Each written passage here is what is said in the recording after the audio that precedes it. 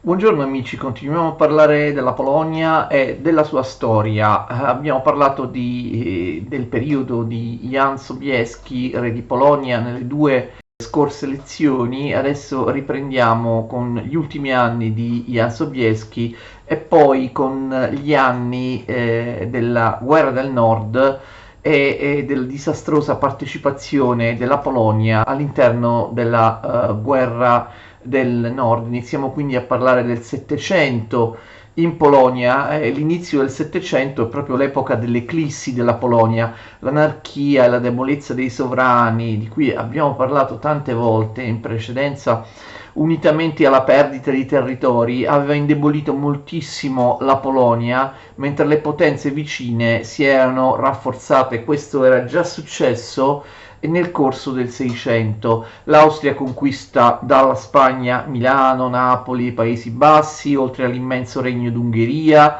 strappato agli ottomani. Le riforme di Pietro il Grande e la conquista dei territori baltici avevano trasformato la Russia in una grande potenza. In Prussia la severa organizzazione del governo aveva prodotto il militarismo e una notevole capacità di espansione anche da parte della Prussia. Al contrario, Svezia e Impero Ottomano perdono la loro pericolosità. Sin dal XV secolo la Szlachta, la piccola nobiltà, ve la ricordate? Ne abbiamo parlato tantissime volte, e la grande nobiltà dei magnati avevano acquisito enormi privilegi. In un periodo in cui tutti i sovrani europei si erano rafforzati, in Polonia il potere del re invece era molto limitato dai Pacta Conventa, tutte cose di cui abbiamo parlato nelle scorse lezioni. Il Parlamento, che si chiama Sejm, veniva frequentemente bloccato dal liberum veto. Vi ricordate? Sono tutte cose di cui abbiamo ripetutamente parlato nelle lezioni precedenti a questa. Ogni tentativo di riforma era fallito, l'esercito era ridotto ai minimi termini, un po' tutti si rifiutavano di pagare le tasse e una grave crisi economica si era manifestata. Neanche un re popolare, colto e militarmente brillante come Jan Sobieski riuscì a portare a termine i suoi progetti di un rafforzamento della monarchia, che trovarono opposizione nei magnati e nella Szlachta. Come abbiamo visto nella precedente video lezione, Jan Sobieski riuscì a recuperare solo una parte dei territori persi nelle guerre precedenti e dovette cedere alla Russia moscovita ampi territori dell'Ucraina e della Bielorussia. Inoltre il crollo degli ottomani nei Balcani andò tutto a vantaggio dell'Austria e la Polonia in realtà non ottenne nulla. Jan Sobieski cercò di costruire una dinastia ereditaria, garantendo il trono a suo figlio maggiore Giacomo Sobieski, al quale spesso veniva affidato il controllo dell'esercito. Giacomo fu dato in sposa a Elisabetta di Neuburg, cognata dell'imperatore asburgico Leopoldo I. Questa mossa, oltre a procurare a Giacomo il possesso di ricche terre in Slesia, avrebbe dovuto garantirgli l'appoggio dell'imperatore alle successive elezioni polacche. Questo progetto trovò una nemica proprio all'interno della famiglia. Infatti la moglie francese di Sobieski, Maria d'Archen, vi ho scritto qua il nome, che stava usurpando i poteri del marito, approfittando della sua vecchiaia e del suo precario stato di salute. Questa Maria d'Archen ostacolò la successione di Giacomo, cercando di favorire l'elezione di uno dei fratelli più giovani che erano ancora sotto il suo tutoraggio, o di chiunque volesse sposarla. Tutto questo per non perdere il potere acquisito. Maria riuscì a far passare dalla sua parte la Francia, firmando un accordo con Luigi XIV e rifornendolo di grandi quantità di denaro. Peraltro in Polonia molti erano ostili all'elezione a re di Giacomo. Si opponeva ad esempio la potente famiglia dei Sapieha. I Sapieha erano lituani. Jan Sobieski li aveva appoggiati per contrastare il potentissimo clan dei Paz. I Sapieha si erano appropriati di tutte le cariche disponibili in Lituania, in modo tale da controllare l'esercito, le finanze, i parlamenti provinciali, chiamati seimiki, i parlamenti provinciali, e i giudici eletti da questi ultimi. Ingrati nei confronti del sovrano, i Sapieha volevano per sé il trono o in alternativa erano pronti a causare la secessione della Lituania. I Sapieha riuscirono a portare dalla loro parte la maggior parte dei magnati del regno e inoltre fecero pressione su Brandeburgo e Austria, sapendo che né gli Hohenzollern né gli Asburgo vedevano di buon occhio un rafforzamento della Polonia. Durante la sua vita Sobieski non riuscì a far approvare la successione ereditaria dal Parlamento. Alla morte di Sobieski, vi ricordo che Sobieski muore nel 1696, si verificò un interregno lungo un anno causato dai litigi tra Giacomo Sobieski e sua madre Maria d'Archen, come abbiamo detto prima. Ormai era chiaro a tutti che Giacomo non aveva speranza di essere eletto. Nel frattempo nel paese aumentava il caos. I soldati senza paga iniziavano a saccheggiare e distruggere tutto. Questi disordini aggravarono l'influenza straniera. La Moscovia era contraria ad un candidato francese, temendo che esso avrebbe concluso una pace separata con gli ottomani. Lo zar Pietro I fece affluire notevoli truppe alla frontiera lituana. Al contrario, molti membri della Szlachta erano favorevoli all'elezione del duca di Conti, francese, candidato della Francia. Molti di loro, dei membri della Szlachta, vennero corrotti dall'ambasciatore francese Melchior de Polignac. Il 27 giugno 1697 la maggior parte della Szlachta preferì Conti, appoggiato anche dai Sapieha. Il duca di Conti fu dunque dichiarato eletto re di Polonia. Incredibilmente, poco tempo dopo, la maggior parte dell'assemblea elettorale cambiò idea e chiese al candidato tedesco Augusto Wettin di Sassonia di assumere la corona. Quindi vi fu una singolare duplice elezione. Alla fine di luglio Wettin attraversò la frontiera della Polonia con l'esercito sassone e puntò verso Cracovia.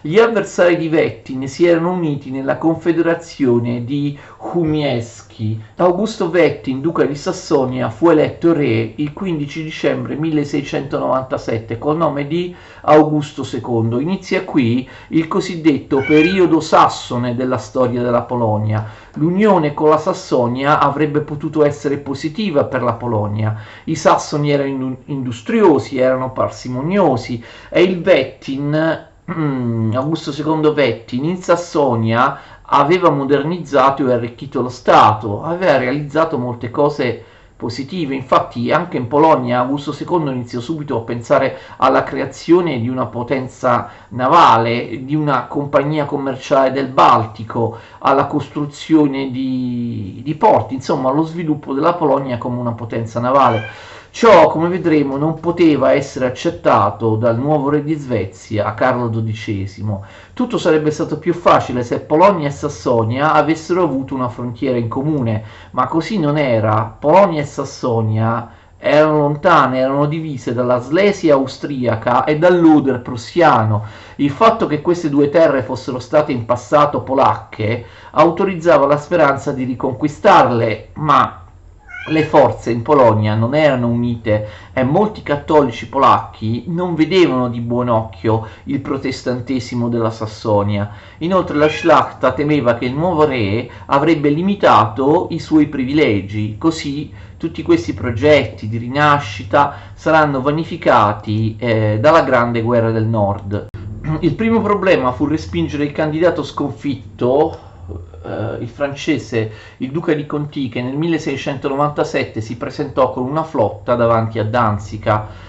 Alla città di Danzica rifiutò l'ingresso alle navi francesi e quindi Conti sbarcò presso Oliva. Qui fu raggiunto e sconfitto dall'esercito sassone e dovette ritornare in Francia. Gli avversari di Augusto II, ovvero la già citata confederazione di Umieschi, di cui facevano parte anche i Sapieha e parte della Szlachta, passarono dalla parte del sovrano. Allora la Polonia-Sassonia riprese la guerra contro gli ottomani. Augusto II non poteva accettare che l'Austria avesse intavolato trattative di pace con gli ottomani, perché intendeva, il re di Polonia, riconquistare Kamenec, cioè la Podolia, che in passato, ricordate, era stata sottratta alla Polonia dall'impero ottomano. Sulla via di Kamenec i polacchi sconfissero i turchi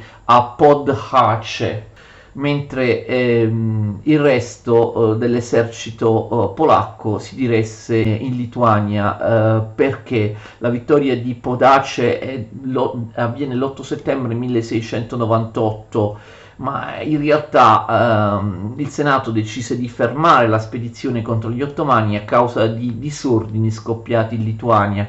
Quindi capite, una parte dell'esercito si dirige in Polonia per cercare di reprimere questi disordini. Subito dopo vi furono gravi scontri tra polacchi e lituani all'interno dell'esercito, che fecero capire ad Augusto II di Sassonia, che in Polonia lui non poteva spadroneggiare. Alla fine del 1698 successe anche che Federico III di Brandeburgo attaccò l'antica città polacca di Elbląg. Elbląg si trovava sulla Vistola, sul fiume Vistola, perché Federico III di Brandeburgo era convinto di aver diritto al possesso di questa città, in base ad un trattato precedente. All'inizio del 1700 Federico accettò poi di restituire Elbląg in cambio di gioielli della corona da parte della Polonia, come pegno della somma di 400.000 talleri che il tesoro della Polonia non aveva. Come abbiamo accennato, in Lituania vi erano dei disordini, anzi una vera guerra civile tra la Szlachta locale e la famiglia Sapiecha, che abbiamo nominato tante volte. Inizialmente la famiglia Sapiecha prevale, poi Augusto interviene e la mette a tacere. Tuttavia la Szlachta non cambia atteggiamento. Durante la dieta del 1699 essa chiede il ritiro dei sassoni dalla Polonia. Alla fine il re glielo accorda. Nella dieta vengono proposte inoltre le riforme del sistema giudiziario e monetario, ma la Szlachta come al solito si oppone, e qualunque cambiamento delle leggi esistenti è solo un'ipotesi che non viene realizzata. Sempre nel 1699 bisogna ricordare che viene firmata la pace di Karlowitz con gli ottomani, tra austriaci, polacchi e ottomani. Finalmente la Polonia riacquista la regione di Kamenec-Podolski, ovvero la Podolia. Augusto entra nella coalizione anti-svedese che Russia e Danimarca avevano già costituito.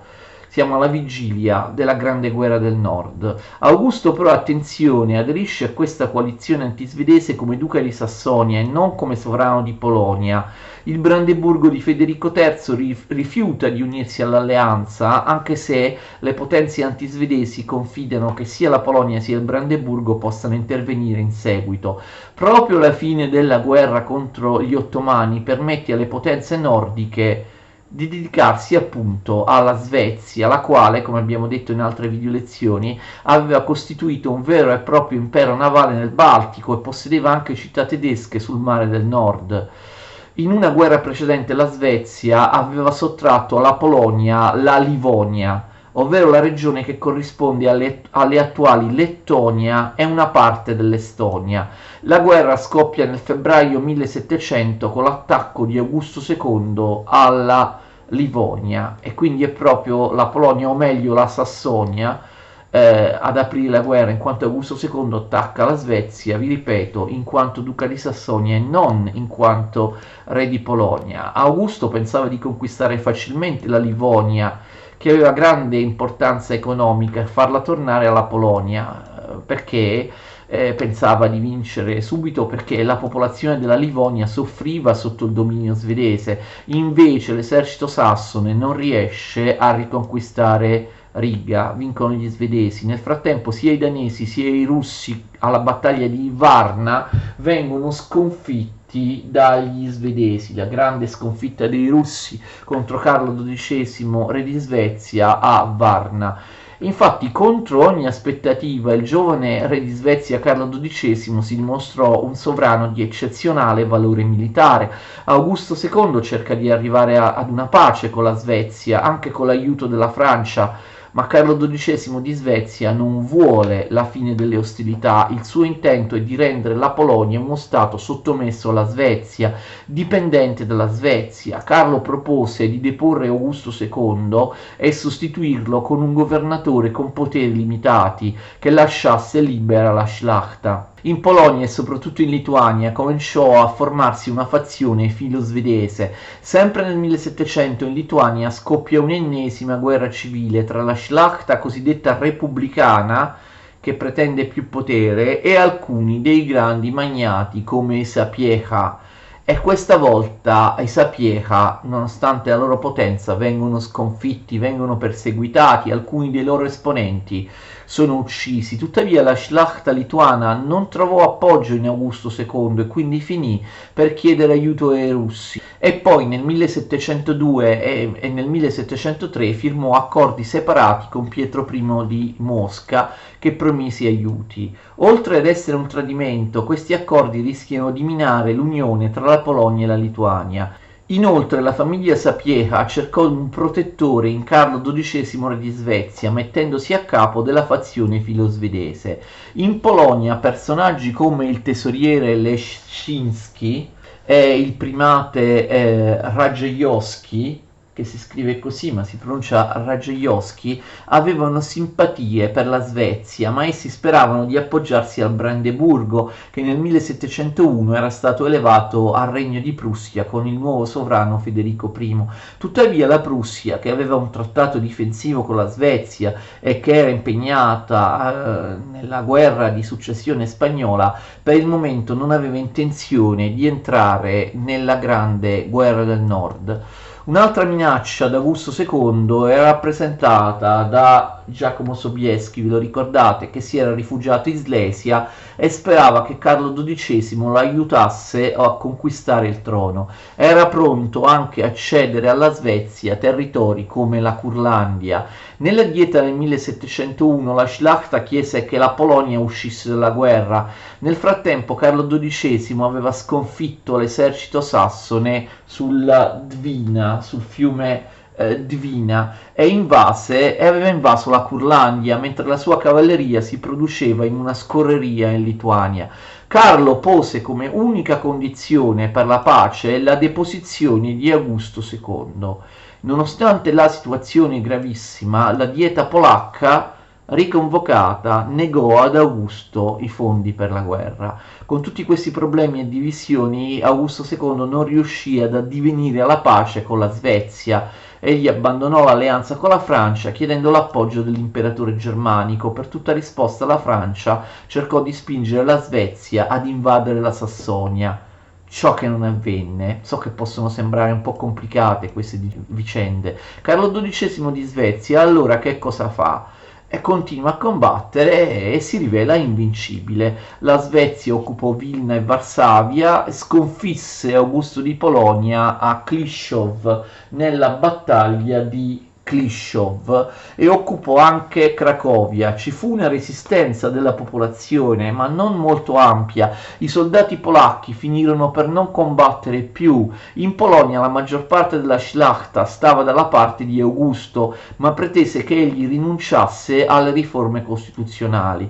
Nel 1702 avvenne anche la rivolta dei cosacchi di Pali sul Dniepr.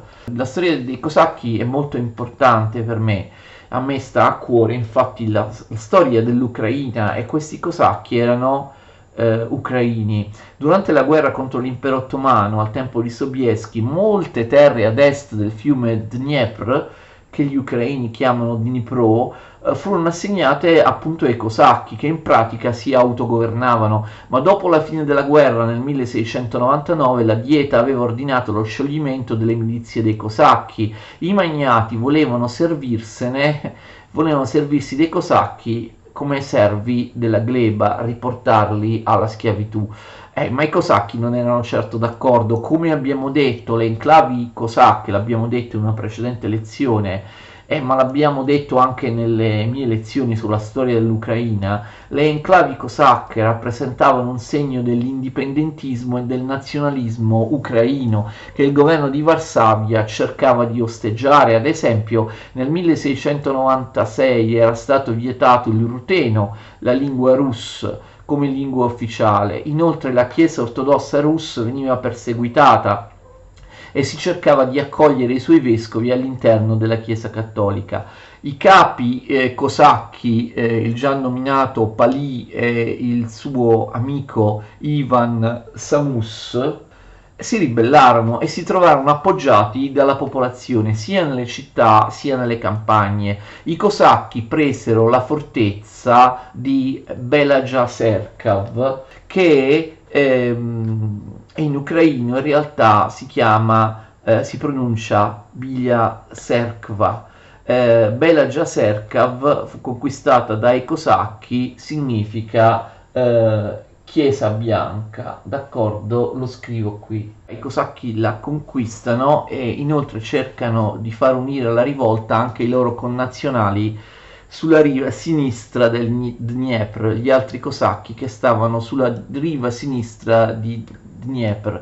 Sembravano tornati i tempi di Khmelnytsky. Vi ricordate Khmelnytsky, il grande capo cosacco? Si scrive così, ma in ucraino è un po' difficile, si legge Khmelnytsky, perché Khmelnytsky aveva generato una grande rivolta, appunto sembravano tornati i tempi di quell'antica rivolta, perché le ribellioni si estesero in maniera molto ampia, si estesero anche in Russia bianca, in Podlesia e in Polonia. Inizialmente non si riuscì a stroncare la rivolta, solo quando le truppe della Szlachta furono sostituite da truppe regie e private comandate da Józef Potocki e Adam Szczeniawski, la rivolta fu smorzata. Tuttavia in Ucraina la rivolta durò fino al 1704 e fu stroncata definitivamente solo dall'intervento dell'esercito russo. Ciò costituisce, attenzione, l'inizio di una tendenza che durerà per tutto il Settecento e che finirà per causare la scomparsa della Polonia. Il fatto che di fronte alle ribellioni contadine o a qualunque ribellione che minacciasse di eliminare i privilegi della Szlachta, i nobili, per difendere le loro proprietà terriere, rispondessero chiedendo l'intervento dei russi all'interno del territorio polacco. Questo farà nascere in Polonia, e soprattutto nella Polonia russa, un vero partito zarista, e i russi moscoviti si arrogarono il ruolo di protettori degli ortodossi in Polonia. Nel frattempo gli svedesi continuavano a vincere, la cavalleria sassone venne sconfitta nel 1703 a Pultusk. E poi gli svedesi conquistarono Torun. Le tasse per la guerra peraltro gravavano sulla popolazione polacca. È un disastro per la Polonia questa grande guerra del nord. La dieta di Lublino nel 1703 autorizzò un esercito di 48.000 uomini per Augusto II, ma le opposizioni uscirono allo scoperto. La Szlachta della Grande Polonia, riunita nella dieta regionale di Sroda, fondò una confederazione antisassone con l'appoggio di Carlo XII di Svezia e del primate Radziejowski. Naturalmente Carlo XII promette che sarebbero stati mantenuti tutti i privilegi della Szlachta. Nel 1704 un'altra assemblea a Varsavia, diretta sempre dal primate Radziejowski, proclamò la confederazione generale, la deposizione di Augusto II e l'elezione di un nuovo re. Peraltro i giorni di Augusto II erano segnati dalla perdita continua di territori a favore degli svedesi. La fazione filosvedese in realtà non si rendeva conto che Carlo XII voleva un re sottomesso, un fantoccio. Il primo candidato di Carlo come re di Polonia era il già citato Giacomo Sobieski, il quale però era stato catturato e si trovava in una prigione della Sassonia. Quindi il re svedese scelse il giovane Stanislaw Leszczyński.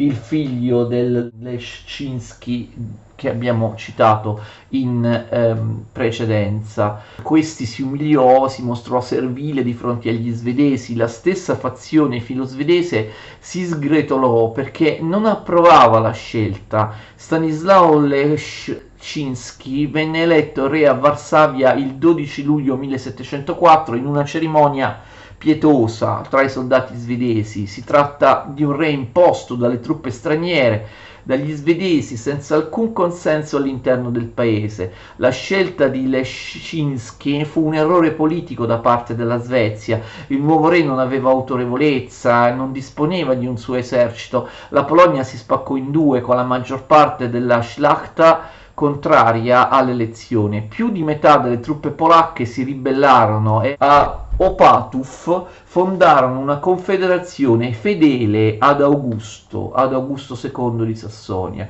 Un'altra assemblea, riunitasi il 20 maggio a Sandomierz, la confederazione di Sandomierz, proclamò una confederazione generale agli ordini di Stanisław Dębów, che si impegnò a combattere contro la Svezia a fianco di Augusto II. A sua volta Augusto riconobbe tutti i privilegi dei nobili e quindi collaborò efficacemente con la Confederazione Generale di Sandomierz e con il suo capo Dębów.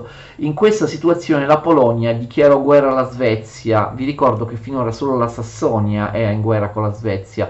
La Polonia decide di allearsi con la Russia. Nel 1701 era stata la Russia a proporre l'alleanza, ma la Polonia l'aveva rifiutata poiché la Polonia pretendeva in cambio la restituzione di Kiev e Smolensk. Quindi, come abbiamo detto, la Russia preferì firmare gli accordi con la Szlachta lituania.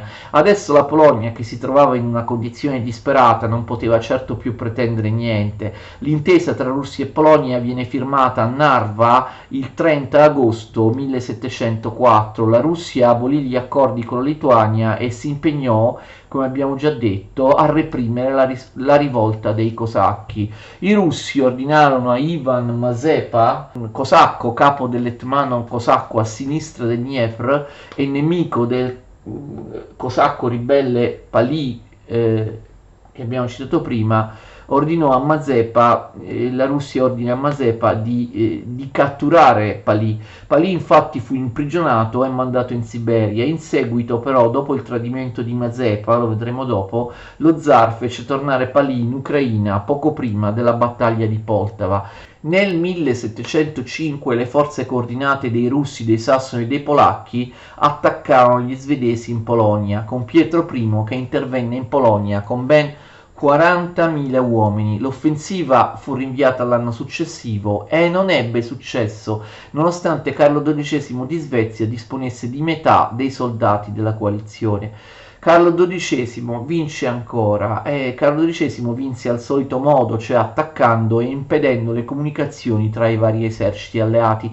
Inoltre sconfisse i sassoni e costrinse le truppe di Pietro a ritirarsi in Moscovia. Tuttavia gli svedesi erano troppo pochi per controllare la vastissima Polonia, così decisero di distruggere le fortificazioni e di devastare le proprietà dei magnati schierati con Augusto II, a tal punto che alcuni di loro riconobbero il re svedese. In realtà i risultati degli svedesi sono limitati e questo dipese, come abbiamo detto, dal fatto che Leszczyński non aveva carisma né autorità. Le truppe polacche reclutate dalla Svezia spesso si rifiutavano di combattere contro Augusto II e anche gli etmani lituani si dimostrarono poco fedeli. Allora Carlo XII che fa? Invade la Sassonia. Non c'è limite proprio ai successi di Carlo XII di Svezia. Siamo nel settembre 1706. Le città e le fortezze della Sassonia, prive di capacità difensive, si arresero senza combattere. Nel frattempo, il 29 ottobre, i russi,